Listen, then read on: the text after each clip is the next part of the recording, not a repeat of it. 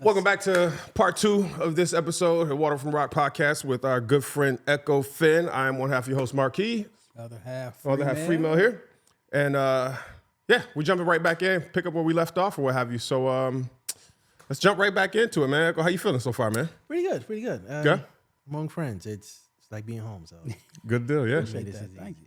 Good deal. Let's see if we were just talking about off camera about the military or whatever. See if we can get you enlisted, man. Think you got it in you? I don't think they'll take me, but So you're a younger me, yeah. I don't know, man. You got some broad shoulders. You might be able to carry a I don't know pack. about that. These youngins are crazy out there. I don't think. These YN. YNW Melly. We went home to Ghana, spent some time in Chicago. Now we're going to travel to the 585. Your Rochester experience, the Water from the Rock experience. Water from the Rock. Before we went on break, you mentioned you met your better half, who's born and raised here. So now you're here in Rochester. When you first landed in Rochester, what did you think?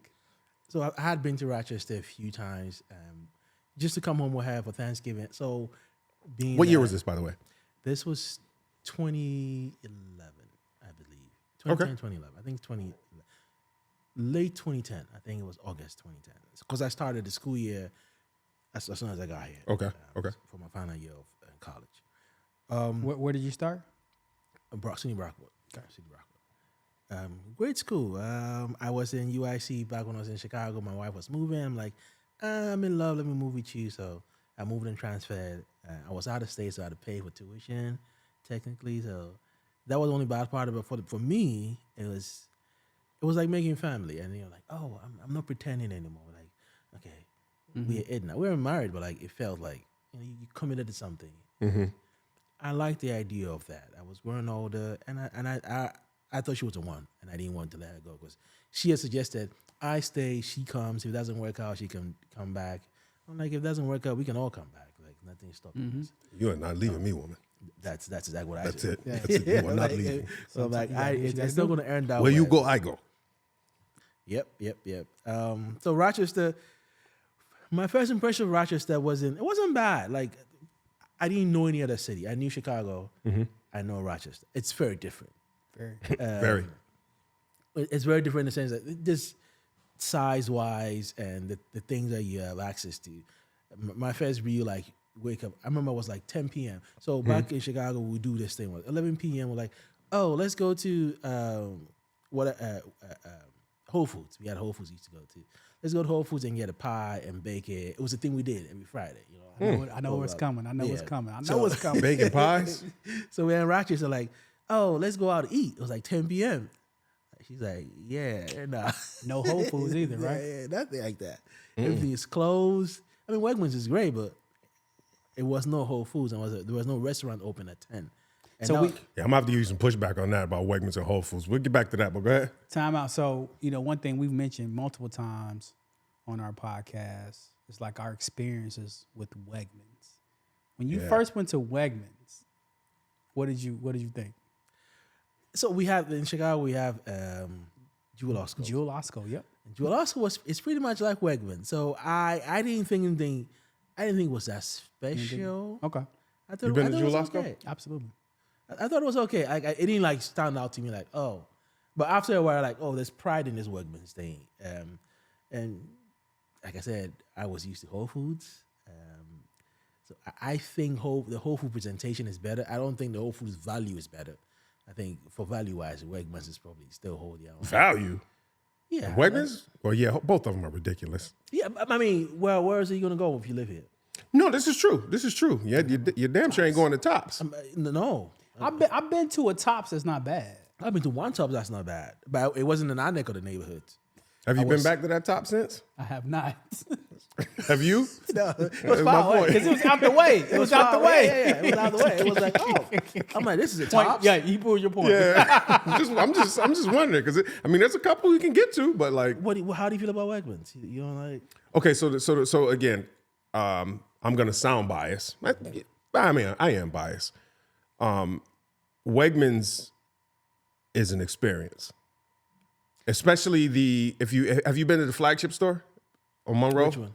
Monroe In Pittsburgh? Yeah. By the Barnes and Noble? Yeah, we've been there. Yeah. That was where I used to live. So Okay. that was my main store. Yeah. So I've traveled. I've never heard of or been to Julasco. I wasn't really staying. I was either East Coast or West Coast, and so my closest comparison to Wegmans has always been Publix, I've been to Publix. right? And Publix is decent. Yeah, it's decent. It's decent. But for me, when it comes to Wegmans like that like especially like I said that Pittsburgh store. Going in there or whatever, that almost feels like the Willy Wonka factory, like the different department, like the cheese department and the bread, but like everything, be the spread. And again, Whole Foods, like I said, Whole Foods has its space. It's not that one is better than the other. I think that they both have their place and how things. So you think Whole Foods is better than Wegmans, or Wegmans is? No, not at all.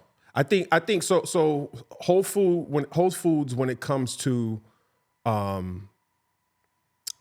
so I cook a lot. Okay. So like certain cuts of meat, Whole Foods meat department wins hands down. So I have to tell you Hands this. down. The Whole Foods that we have here is a pretend Whole Foods. Oh, absolutely, absolutely. It's not- No, absolutely. I've been to Whole Foods in Hartford. I've been to Whole Foods in DC, and they're night and day. So let's not judge night Whole and day. Foods You by that. can't judge the Whole Foods by Yeah. the one that we see. This one And- is kinda like- and they just threw that one up. I think the building was like an old bowling alley or something It was before. a It was restaurant. nothing there. wasn't it? No, it was a restaurant. It was I like went, I these went in old- there. Yeah, so hungry. it was like, it was I want to an get a old, sandwich. I want y'all to make my because that's the Whole Foods I'm used to. I'm gonna go in and get me a sandwich made. No. They're like, we don't have that. I'm like, Yeah, it's yeah, almost yeah. like What'd you say? It's a play Whole Foods? yeah, it's a play Whole Foods. It's like it's.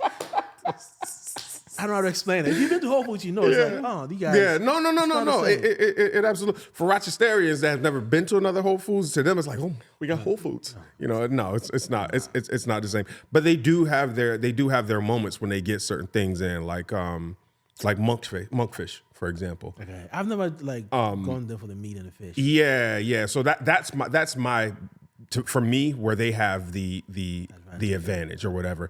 You look in their produce department, Wegmans are killing them hands down. Absolutely.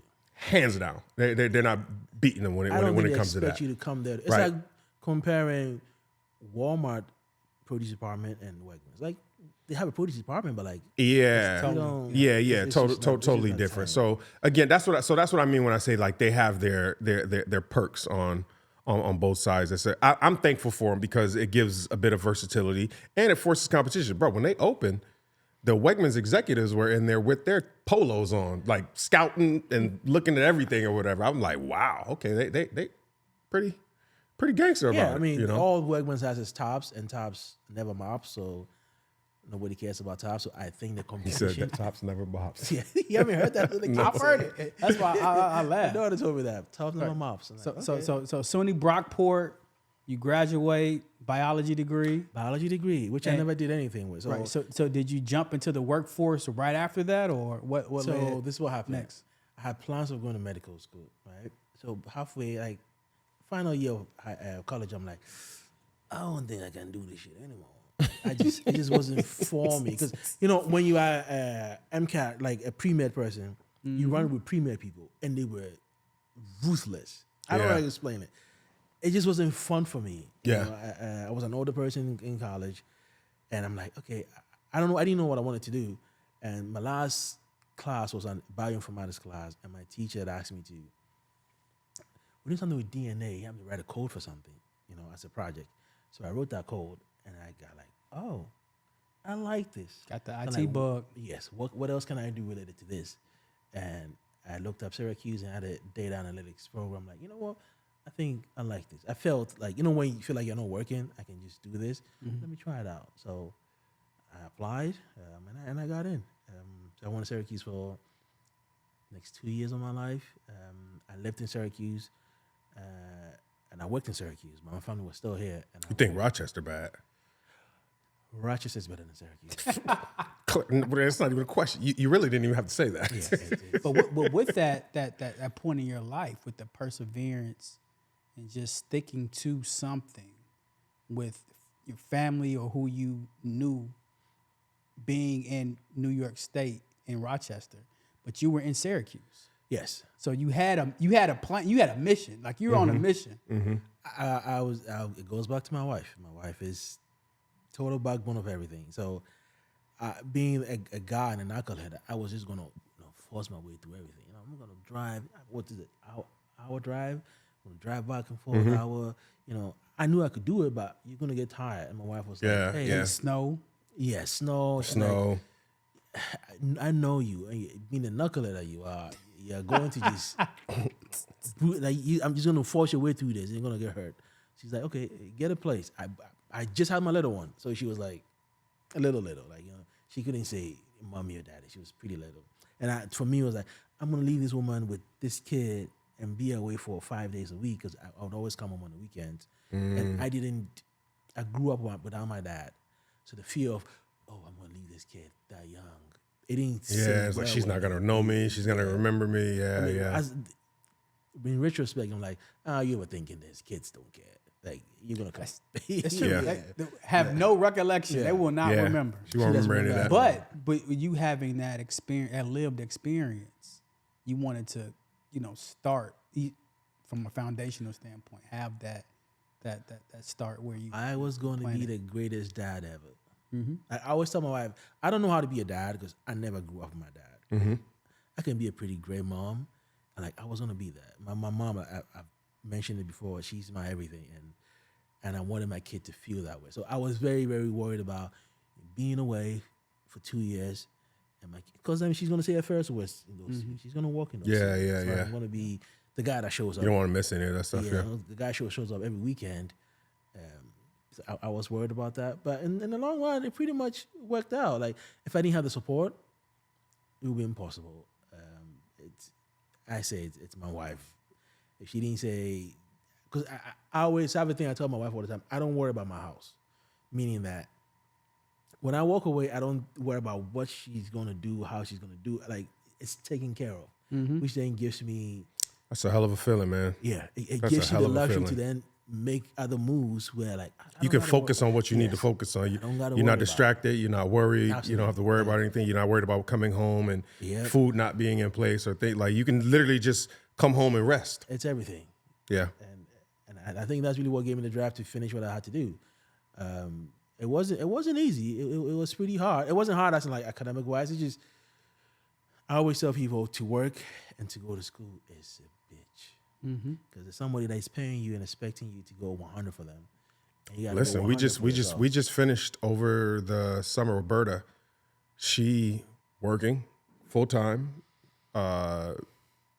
VP in philanthropy, and an MBA. It's hard. 3 years. Sophia had just started walking when she started. Yeah. Anybody that's working, if you're out there and you're working and you're going to school and you think it's like, it's the hardest thing possible. Yeah, it is hard, but Would you change anything from that? You seems No. like I wouldn't change anything. I don't think I'll change anything. I think for the most part, I've played my cards. The cards I got dealt in life, I played it pretty well. Sounds like it. A lot of things are like, I always tell people it's preparation and opportunity.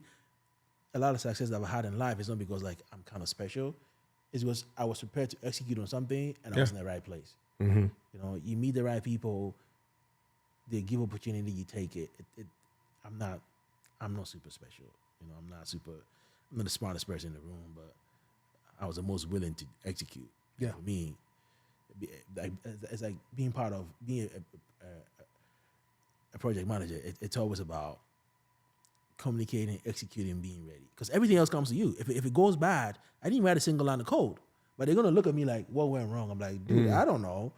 Yeah. I called out that risk. This is the mitigation for that risk. We already planned for it, right? Yep. Yeah. And that was really it. Like that just being prepared, take your opportunities, and it's incredibly beneficial to have people around you that, can support you. And for me, I think it's been all that. My wife is everything. I've made great friends. I haven't had a knucklehead that's a friend ever. You guys are no knuckleheads. I've always met people that like.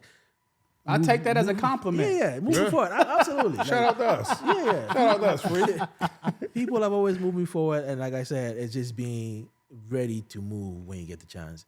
And Yeah, I wouldn't consider you a knucklehead either, man. We hung out or whatever. You brought a bag full of chicken at the studio. What was that? What was Strange the Bird. Strange Bird. Yeah, I like Yeah, he brought a Strange bag Bird. full of chicken. Boxes on boxes on boxes of chicken. Strange Bread is our local joint. It's a great joint.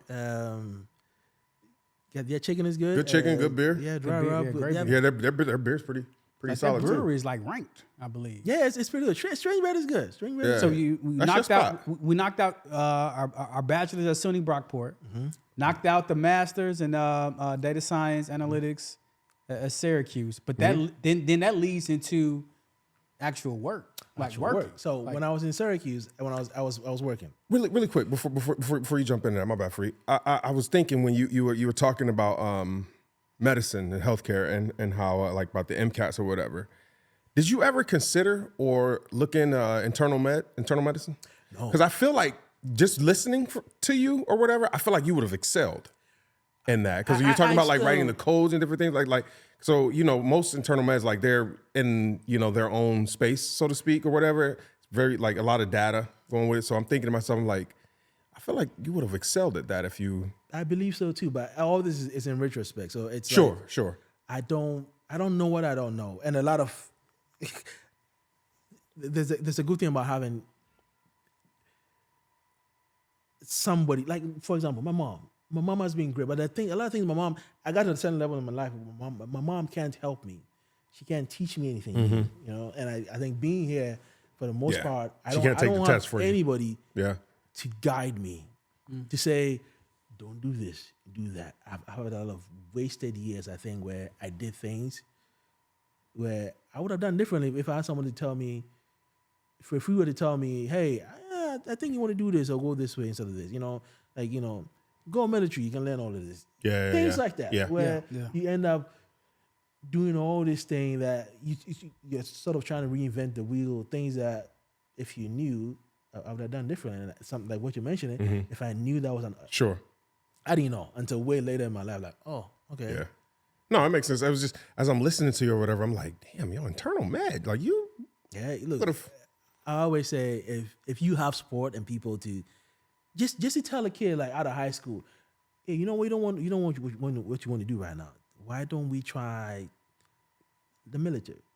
Yeah. Just put that in your head and give them a chance to think, oh, this is an opportunity Exposing for me. them to that possibility they don't even know about. That's there. that's a perfect point too, especially with us and especially like all three of us have girls, and to be in the position that we're in now and have the advantage, I think, of that retrospect now and seeing the way we went through things and experienced things to be able to, as you say, like, insist, hey, try this. Like, and because we can see what they're doing and we're very engaged parents, and observant parents to see exactly what they have going on, what their strengths may look like, and to say or suggest like, hey, you know what, you might be good at this, try this or whatever.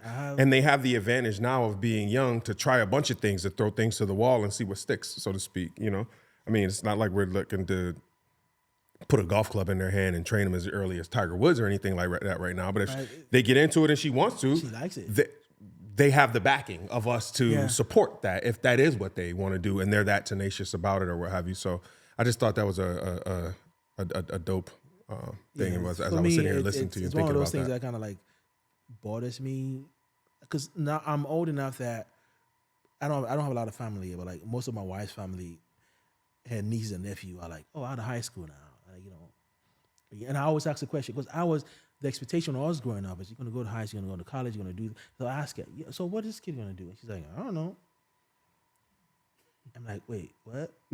Wait, what? Like, are we okay Told you, with man, this? Generation Alpha, we're doomed. Are we okay with this? And she's like, well, the parents are okay with it. And like, I have a friend, a good friend of mine that works in the electrical industry, and they're always looking for electricians. I'm like, okay, I'm gonna call this person, put the kid in. Like, they're gonna make good money. But like, no no, like to them, it's like they don't even want to listen to you because people close to them are not telling them that this is an opportunity. I mean, 20 years from now, you're like, oh, I wish I did it, but.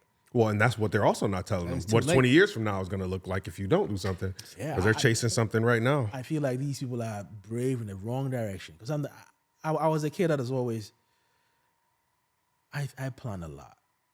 I plan everything. Everything in my life is simple. I'm a project manager. I plan everything. So to see somebody that's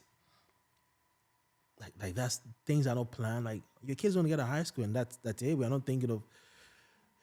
It scares the hell out of me. But how did you get into project management? Because I've seen, on your LinkedIn, you have several project management positions. So how did you get started? My brother.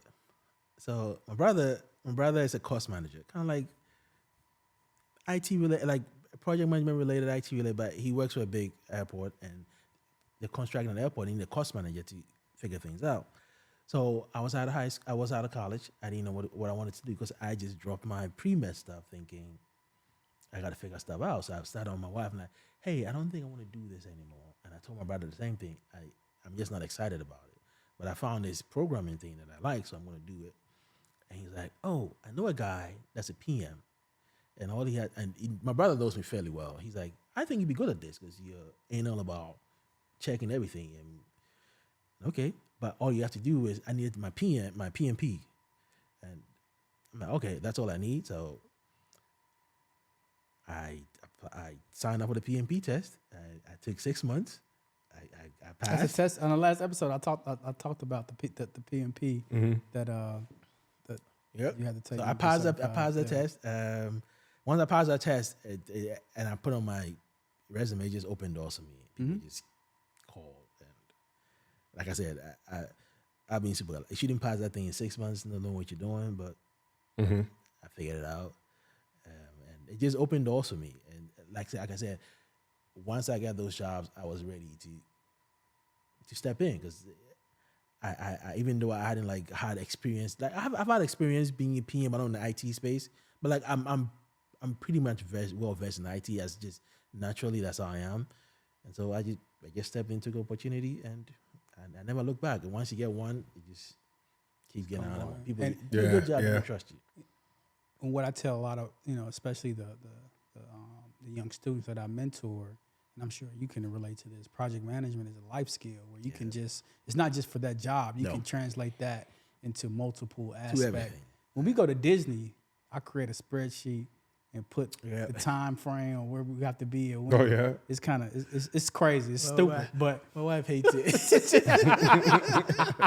My wife is like every time of the day is booked for something. I'm like, I'm sorry, because she wants to be more spontaneous. I'm like, I can't do that. Like, it just rushing the wrong way. Like, But listen, you know where you're supposed to be when you're supposed to be there, and if things run more efficiently like that. So you dropped something on us that neither one of us knew about, you being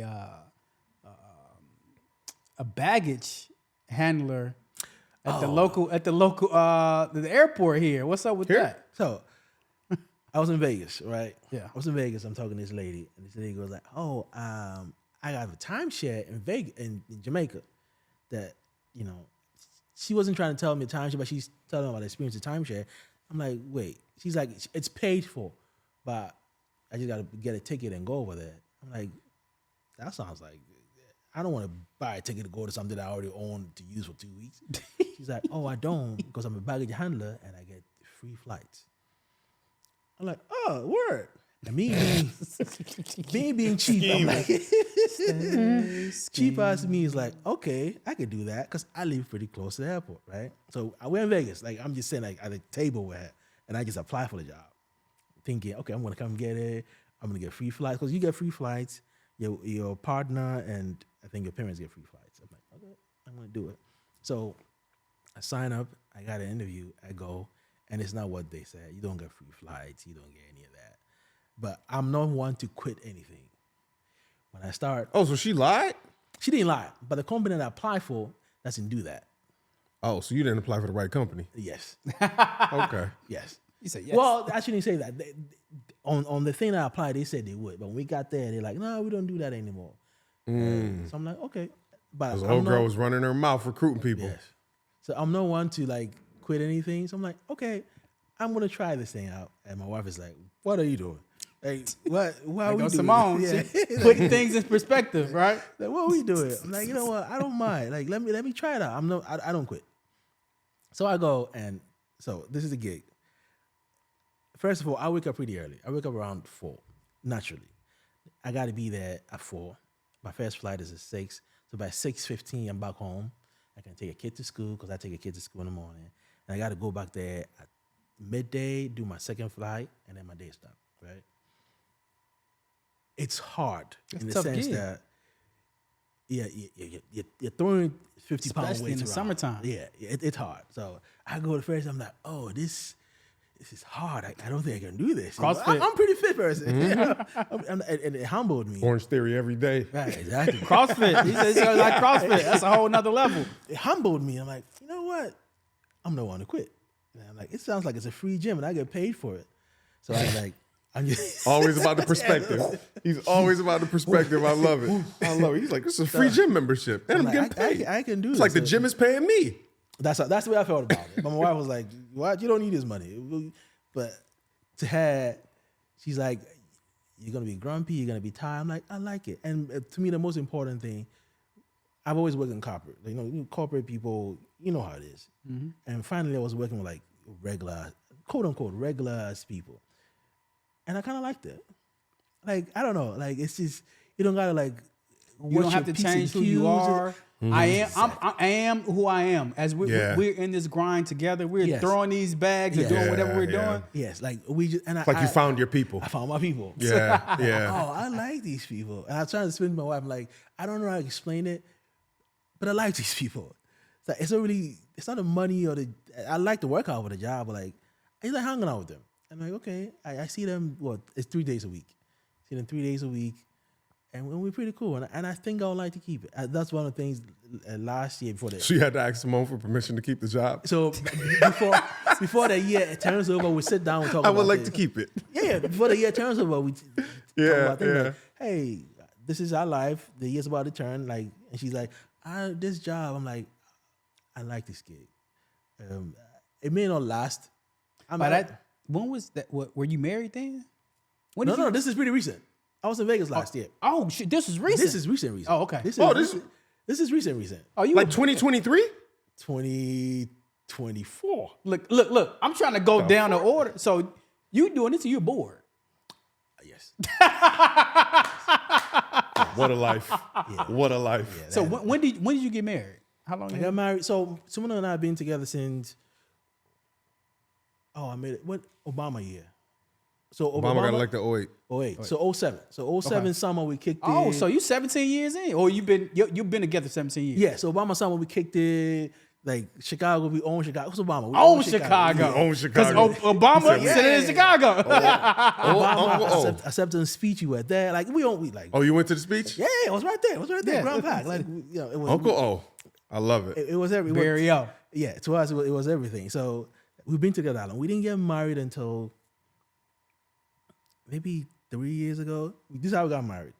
So we traditionally didn't believe in the whole getting married thing. And Y'all was just shacking up, living in sin. we're like, we gonna pay somebody a whole lot of money to get married. We weren't with that. And COVID Yeah, I was happened. like that as well. COVID happened. I'm like, 2020. people started dying. Like, People started dying. like you know people. He was like, you know what? We need to go ahead and get these life insurance policies together. This motherfucker's dead. He's like, you know what? I think we got to make it official. Because something happens to me. What happens? Because we had a little one too at that time. Mm-hmm. So we called my friend Mario. I'm like, Mario, we need to get married. Shout out to Mario. Can't wait for you to see this. My boy Mario. You met Mario? No. Yeah, Man, Mario, good Mario people. cool. Good Mario people. cool. So I'm like, Mario, hey, we got to get married, but we can't really get together because there's no getting together. Because it was a whole 6 feet apart kind of shit. So Mario went, took a class. Whatever he did, he got ordained. Ordained. Yeah. That sounds like some Mario shit, like some shit he would do. Mario, salute to Mario. What? Yeah, Mario. That's Man, dope. I ain't know this, Mario. Mario's legit. So he's an ordained minister. Yeah. So I called What? Mario. I called my So he brother. can marry you and bury you. I don't think he knows that. Man. Yo, see, you know what, man? Yo, Mark, I knew he was a hustler. I knew he was a hustler.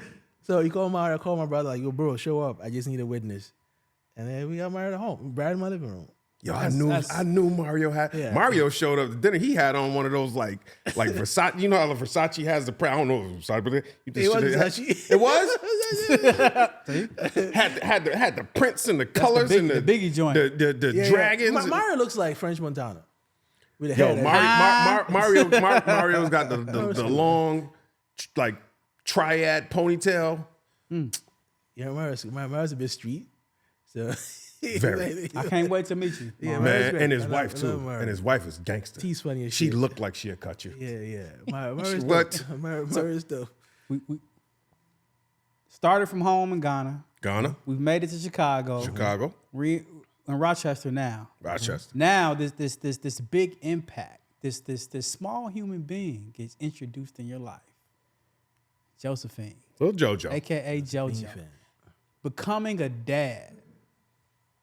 How did that impact your life? So I said before, I plan a lot.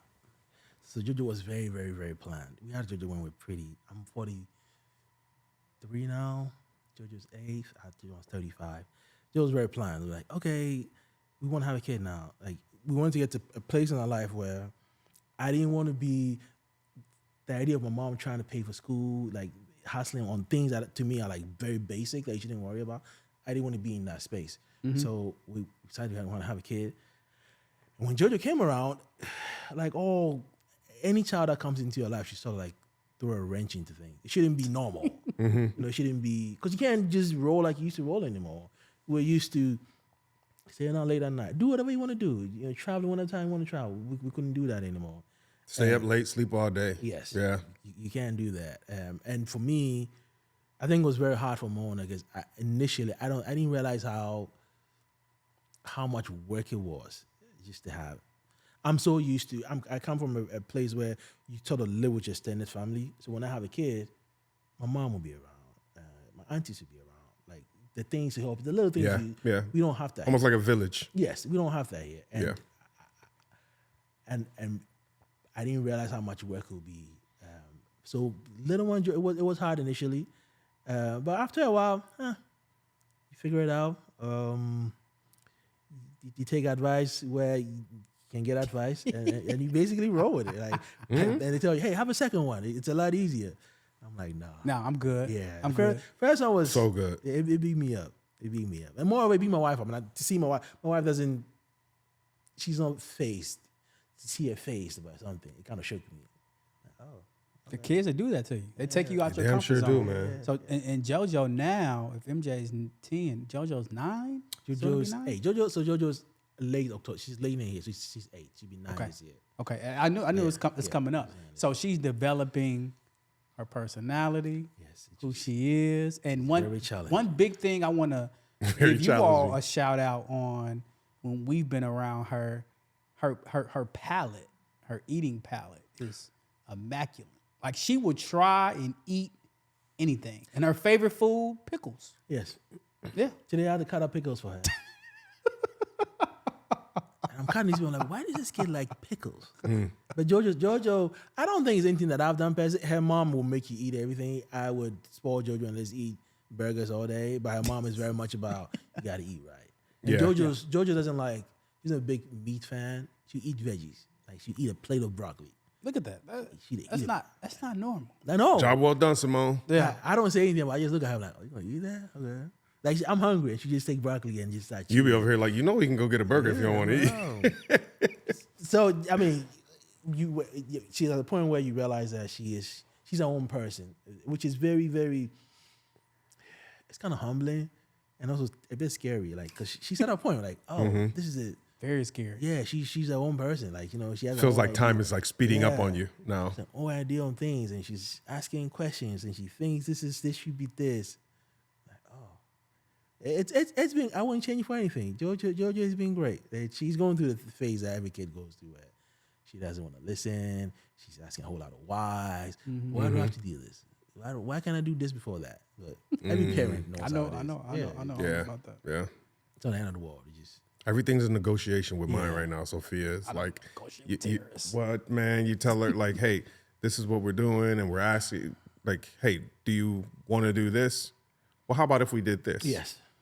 And again, I don't think Berta understands to not ask her that because it's not, she doesn't know that we're not actually asking a question. It's kind of a nice way of saying, I hey, think- this is what we're going to have. In my relationship, I'm Bertha because I'm the soft one. Yeah. So JoJo would always try me. the Her good mom cop. ain't going with that shit. Yeah, and then vice versa with Sophia and me. Like I sit down, I'm like this is what we're doing over Sophia. Okay.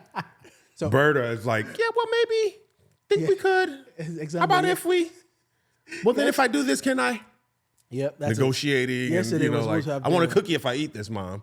JoJo's like, can I read my book and have dinner? And Mom's like, it's pretty late. You can't read your book. Just eat your food. And that's Sophia with the iPad though. And JoJo's like, oh, I want to read my book and have dinner. She's like, Mom's like, no. She's like, why can't I? And we can hold it. I was ready to go like, okay, just read your book. Her mom was like, yeah, I'm not waiting doing that. You're going to bed hungry. And I'm like, you can't do that. You can't punish your kid with food. So earlier, before we transition, I think we got to wrap up soon. You mentioned, not being in a single parent home. Yeah. So now you have your daughter in the house with you. What, that impact of you not having your dad and transitioning what you have now, how has that made you a better father? I always say that I realize my kid likes me. Like, because I never grew up with my dad. My dad is That's important. some guy over there, and I'll come home and my kid will be like super excited to see me. And I'm like, oh shit, this kid likes me. Because the feeling is very That's a different for great me. feeling, isn't it? Yeah, I'm like, oh, okay, we can't turn this off. This for her to feel this safe and everything, and be like, know that this person is there for me. Once I got that feeling from her, for me, it's everything. Where Can't beat it. no, You can't beat it. Yeah. I can't. It's important that you are there. Not just. I'm fortunate enough that I could go to everything that she like. Anything of a school activities could be like 9 a.m. I'm there. It could be 11 a.m. I'm there. I'm fortunate enough to do that. Sure. And I really, really appreciate being able to be a father.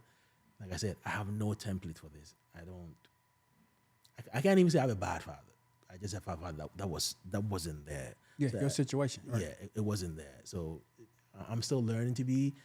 Sometimes I'm a bit too soft because I always tell my wife, I think if I was second kid, I'll be a better father because I'm just learning now, and it's.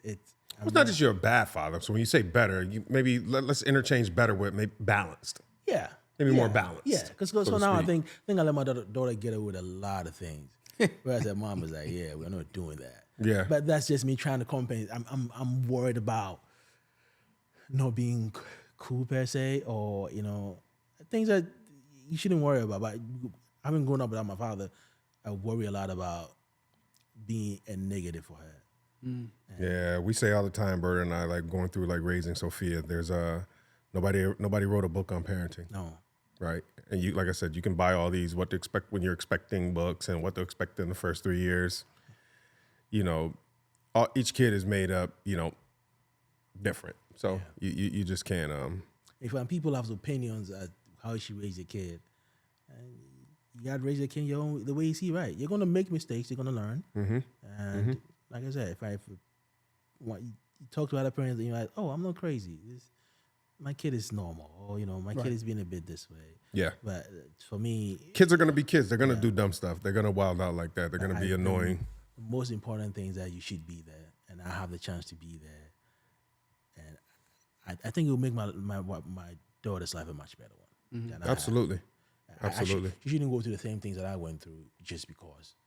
And my dream is to just harvest her life in a much, much better way than I did. No fault of my father's. He just wasn't there. I don't think he was trying not to be there. Sure. It's just that someone had to live somewhere, someone has to live somewhere. It's just Either way it goes, good, bad, or indifferent, it inspired you to Yeah. be who you are now, Yeah. and JoJo gets to reap the benefits of that. So yeah. that's a blessing in itself. My last question, Ekow. What would you tell, you look back at home, that young kid who you look at, like you see yourself, what would you tell him to get to kind of where you are? You know, where you went through college, you came to Chicago, you came to Rochester, you got your bachelor's, you got your master's, you're an entrepreneur now with your own company. We didn't even get into that. That'd be probably another conversation. But what would you tell him or her, you know, what to do? Don't be afraid. Like a young me, what I would tell a young me, don't be afraid. That's what I was going to ask. What would you tell a young Ekow if you had to go, if you had a chance to go back and tell yourself when you were in school with your mom and you didn't want to go, you were basically trying to get in trouble to get kicked out? What would you tell that person or that version of yourself? What you think the things that you think are important are kind of not important. Don't be afraid. Try things. There's a lot of times in my life where I have just been stagnant because I was afraid.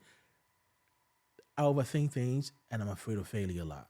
So instead of like doing things, I'm like, because I feel like I'd rather not execute on something if I know I'm going to fail. And I think that has sort of slowed me down a lot of things. But a young me, I'm like, don't be afraid. You're pretty smart. Like, just keep at it. It may seem things that are worth achieving are hard. You know, Yeah. You may not be able to do right now. That's fine. Like, don't beat yourself up. That's the truth. Anything worth having is hard. I beat myself up on a lot of things growing up, and come think about it, you know, it wasn't that important. But it's one of those things where you have a dad, and dad tells you, "Yo, you're good," like this, but you don't have that. Yeah. Parents are important. Parents are important to tell the kid, you know, it's okay. Like we didn't pass this time. That's fine. We're gonna do that. But when you're alone and you're your own cheerleader, you're your own teacher, there's a confusion. Like, am I just cheering myself up because, you know? Well, and that forces you to grow up quicker. Yes. Because now you have to have the thoughts of a parent that to whereas you should just be living in the negligence and the innocence of that. My mom childhood. has been my friend since I was like 13. Me and my mom talk like we friends because I just had to grow up, and for me, being that is great because me and my mom got closer. Sometimes I don't wish that for my kid. I wish for my kid to be a kid. Yeah, and just be a kid. Enjoy like, being a kid. Just be a kid. Mess up on your own time. Like, it's fine to mess up. Like, you know, yeah. Mess up, we'll fix it. Like, when you mess up, come home. We'll it's not the end of the world. Well, I figured everything was the end of the world for me growing up. Like, oh, I messed up. Oh my God, you know. And there was nobody to like, you good, bro. Sure.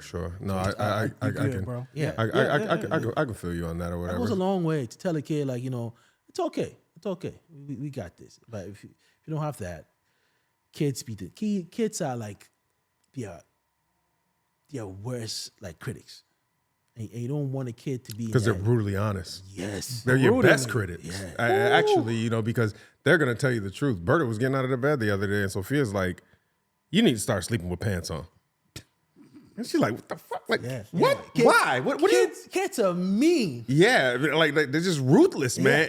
And the thing is, it's a good measure because they're gonna keep you honest. Yep. Imagine having 3 all being mean at the same time. And just laying it on you. Yes, laying it on you. Yeah. Word. Ooh, Daddy, your belly is jiggly. What is that? Jojo hit my belly. Turn up. He got a big belly. I don't have a big belly. She's like, no. But to her, it's the truth. And kids don't disguise things, and they take that same truth to their lives, especially when it's about 10 teenagers, and you know they start being their biggest critic. And sometimes I think it's super important. And everything is you so guys dramatic. have girls, because I have a plan for everything, but I have no plan for when my kids turn to a teenager. Like, I'm terrified. You have a plan. I don't have no plan for that. I don't either. You can't plan for it. There is no plan for that. Before we get into our happy hour questions that we have, happy hour of the fun, just want to give you huge kudos. You're making it look easy. Your dad, you making it look easy. Husband, knocking it out. This is about you. So this is definitely about you, Ekow. You're doing good, bruh. You took the jump from being a corporate project manager to having your own business. Keep knocking shit out. Keep doing what you're doing.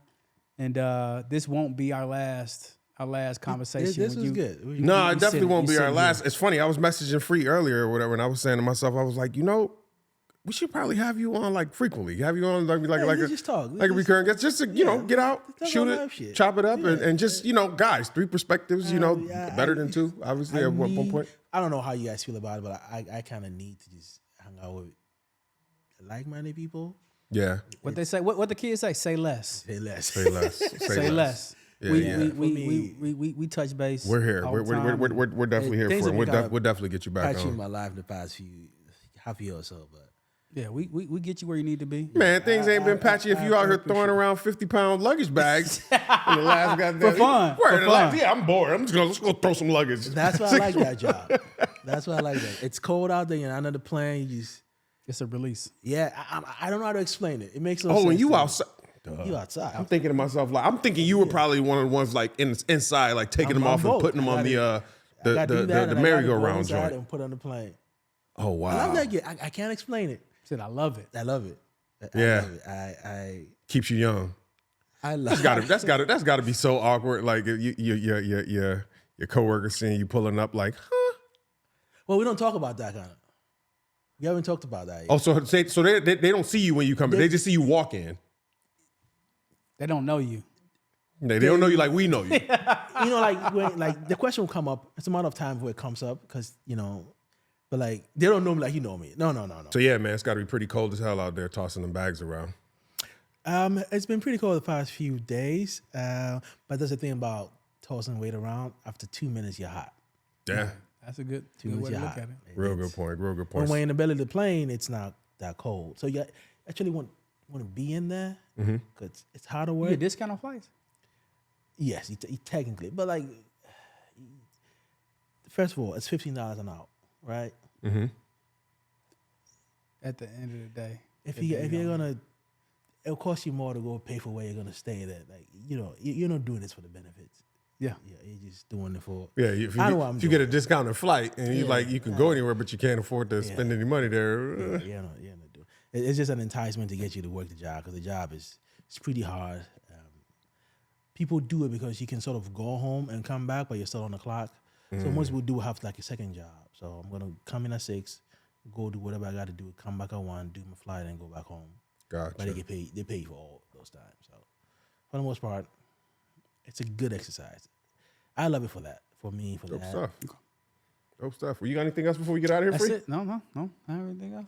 Awesome, Appreciate your time, bro. Yeah, like I said, we definitely appreciate you coming through, man. Had a blast chopping it up with you. Great to get on and get your story out there, share your story. Hopefully, we'll be able to get you back and we can get into some of those entrepreneurial let's do ventures, that. Let's do that. and share some of that wisdom and with others that were some of our subscribers and get that information out there or whatever. That's a huge part of, like I said, our idea with these interviews is to be able to get people like yourself on and share and tell their stories or what have you. Your story is that water that is here in Rochester that we want to be able to get out or what have you. So, with that, man, we'll go ahead and get out of here. Anything from you before we get out of here? Thank you guys for having me. It's been great. I've grown to love Rochester, so something coming out of Rochester for me, it's important. And this is coming out of Rochester, so I appreciate you shining a light on our city. I don't think we get enough of that. When we look at national statistics, it's always sort of a negative light on Rochester. But I think we're better than most people think we are. Absolutely. Mostly because we are here. And there's some hidden gems here. You are a prime example of water from the rock. amen. Absolutely. With that, the biggest compliment you all can give is to share our podcast with a friend. Tell a friend to tell a friend. Subscribe and give us feedback. We want to build our community and have a conversation. Yeah. And on that note, we're going to get up out of here. I'm one half your host, Marquis. I'm the other half, Free. And this is the Water from the Rock podcast. Catch you guys next time. Oh, real quick, be sure to tune in for the after clips. We're going to do our happy hour special with Ekow. We're going to dive into some Game of Thrones topics or whatever, right? So be sure to stick around and check that out or whatever. We'll have that out soon for you guys, all right? Take it easy. Peace. Peace out. When